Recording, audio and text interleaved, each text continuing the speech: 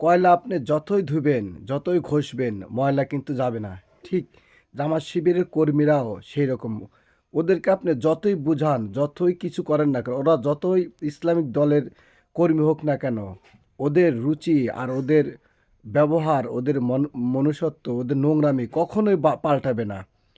ওরা এত নোংরা, এত ধরনের নোংরা কথা বলতে পারে, যেটা একটা খারাপ বাজে ছেলেরাও মানুষও এরকম কথা বলতে পারে না। ওরা যেরকম বাজে ভাষায় কথা বলে এবং বাজে কমেন্টস করে, আপনি ঠিক ওরা ঠিক সেই রকমই। কয়লা যেরকম ময়লা যায় না, ঠিক জামাত শিবিরের কর্মীরাও যতই আপনি বোঝান, ওদের নোংরামি ওরা ছাড়বে না।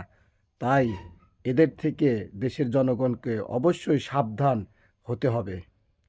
আমার কথা বিশ্বাস হচ্ছে না? আমি কমেন্ট বক্সে প্রত্যেকটা কমেন্টস এবং প্রত্যেকটা স্ট্যাটাস জামাত শিবির যে করেছে তার প্রমাণ আমি কমেন্ট বক্সে দিয়ে দিলাম। আপনারা দেখবেন এবং আপনাদের মতামত জানাবেন।